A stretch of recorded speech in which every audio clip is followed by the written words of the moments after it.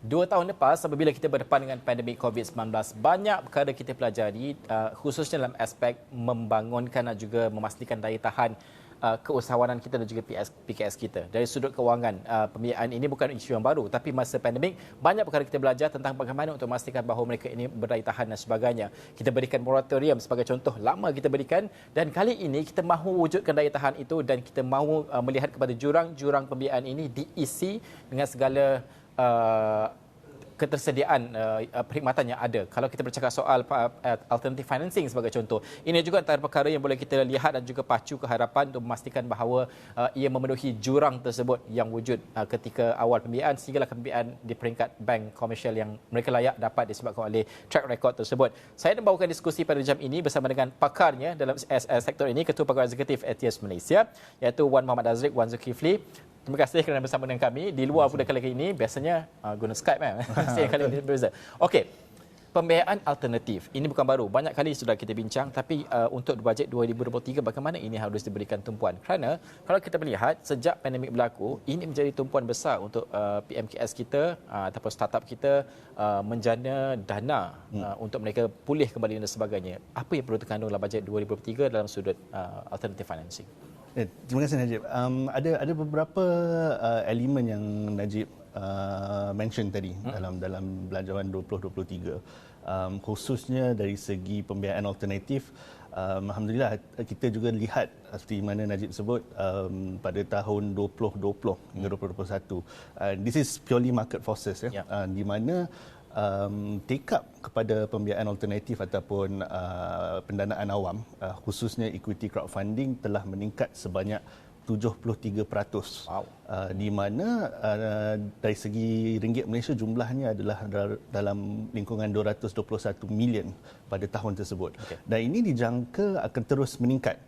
Seperti mana Najib cakap tadi, I think when we talk about resiliency, banyak PMKS ataupun SME sekarang nak membangunkan balik diorang punya daya tahan, nak meningkatkan pasaran dan sebagainya, dan mereka melihat alternative financing, pada isu crowdfunding, ECF dan juga P2P dapat memberi peluang pendanaan bukan saja dari FI lah, but also dari segi khalayak orang ramai juga. Okey. Kalau kita melihat kepada ini, apa yang itu datanya menunjukkan bahawa dapatan dan sebagainya. Tapi ketika pandemik, kita bawakan juga realitinya. Adakah sukar untuk PKS ini berdepan, kerana sudah pastilah sistem ini berbeza dengan pembiayaan bank dan sebagainya kan. Adakah sukar untuk mereka membuat bayaran semula sebagai contoh? Adakah berlaku tidak banyak mungkir bayaran dan sebagainya? Bagaimana realitinya untuk kita faham PKS ini? Tidak khawatir. I think with every investment ada element of risk and rewards orang kata. Tetapi dari segi pembiayaan alternatif through crowdfunding ni ada elemen of apa yang kita panggil validation, produk ataupun service validation. Di mana kalau orang ramai yang melabur dalam bisnes-bisnes yang tersedia ada, PMKS, maknanya ada demand.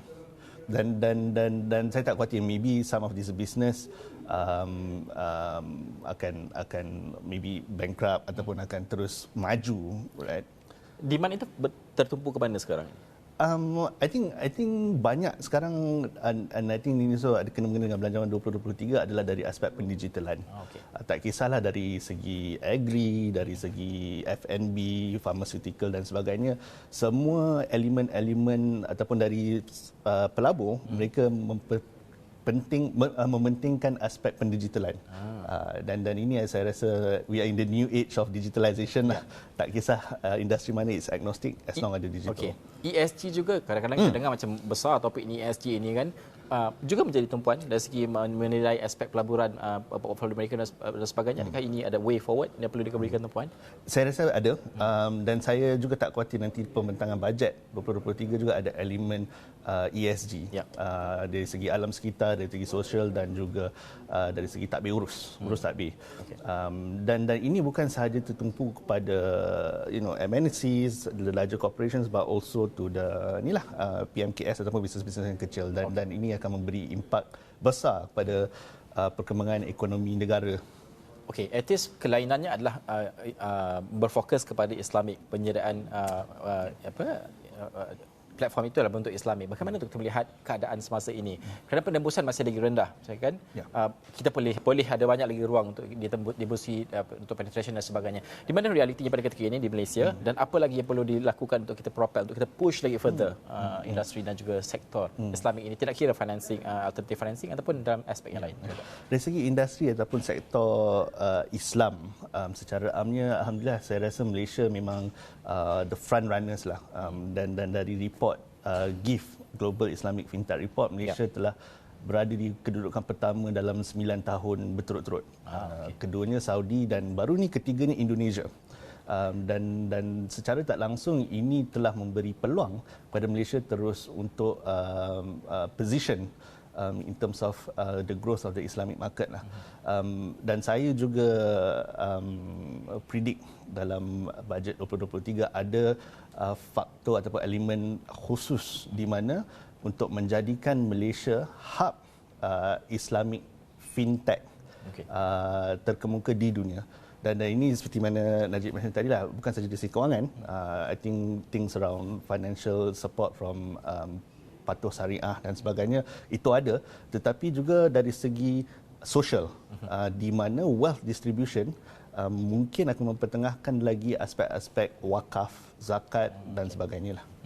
Apa cabarannya untuk kita menjadi hub fintech Islamic global ini, kalau kita sebutkan di masa hadapan ataupun berbulan tahun hadapan ini? Apa cabarannya? Kerana kita perlukan bukan saja infrastruktur, modal insan kena ada juga, kepakaran itu kena ada. Adakah cukup semua ingredient resepi ni? Betul. Belum mencukupi, tapi elemen-elemen basis ni dah ada. Sebab saya tak khawatir nanti dalam Belajaran 2023 ada aspek pembangunan modal insan ataupun latihan dan pembudayaan. Itu penting saya rasa sebab tak kira whether it's Islamic fintech ataupun sebagainya, ada elemen di situ, and I think that's also important untuk pemerkasaan PMKS. Itu yang pertamanya. Yang keduanya, sebab tadi Najib mention about fintech, ada elemen pendigitalan.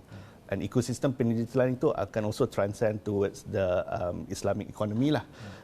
Dan yang ketiga yang agak penting yang kita kena lihat is actually dari segi aspek pembangunan global daripada ekonomi Islam.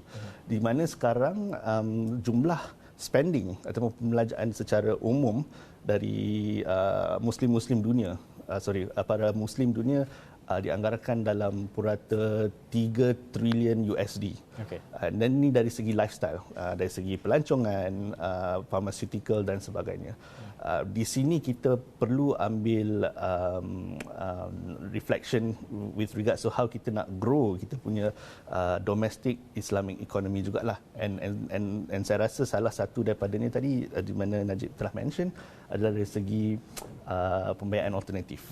Di mana kalau kita pushkan financing Islamic finance yang juga berteraskan, yang mempunyai elemen-elemen ESG, maqasid syariah dan sebagainya, juga dapat membantu membangunkan ekonomi Islam secara besar. Apa realiti demandnya, permintaan untuk Islamic financing ke alternative financing ini dalam pasaran Malaysia sebagai contoh? I think kat Malaysia saya bagi dua pandangan yang slightly berbeza. Yang pertamanya saya rasa infrastruktur dari segi pembangunan Islamic economy ada. Tak kurang daripada negara-negara Arab seperti contoh Saudi Arabia dan sebagainya. Tetapi saya rasa kita perlukan lagi, and this is what Najib mentioned about awareness and understanding, di mana market kita, size market kita agak kecil relatively daripada Indonesia seperti contoh yang pesat membangun. Jadi di sini kita perlu lakukan lebih effort with regards to demand and market, dan di sinilah saya rasa dalam pembentangan Belajar 2023 ada elemen-elemen what we call the wealth distribution lah. Bukan saja dari segi transaction, pelaburan dan sebagainya, but things around penggunaan social financing, penggunaan wakaf, zakat dan sebagainya untuk membangunkan lagi transactions ataupun penggunaan social financing melalui prinsip Islam. Okey. untuk tahun hadapan mungkin supaya tadi kita dah sebutkan apa yang akan ada dan sebagainya. Realiti untuk industri unjurannya tahun hadapan apa yang boleh kita jangkakan kerana industri let's just be honest, negara maju akan berhadapan dengan krisis. Mungkin juga sudah berdepan dengan technical krisis sebenarnya di negara maju. Malaysia ataupun di Asia ini belum lagi terkena tempias besar, tapi mungkin akan datang dan sebagainya. Untuk alternative financing dan juga Islamic industry ini apa yang boleh dijangkakan? Saya jangkakan pelaburan alternatif akan terus membangun. Tetapi di sini kita perlu lihat juga bukan saja untuk the benefit of the urban population.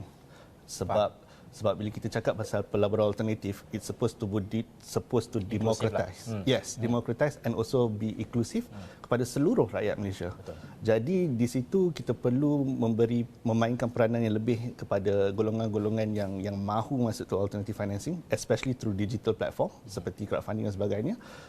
Memberi sedikit education dan kesedaran lah. And I'm talking about, warga-warga negara Malaysia yang berada di Pahang, Sarawak, Sabah dan sebagainya lah.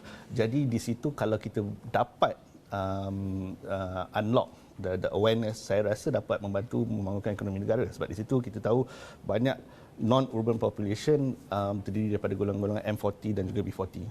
Kalau kita dapat empower orang, Potential high potential.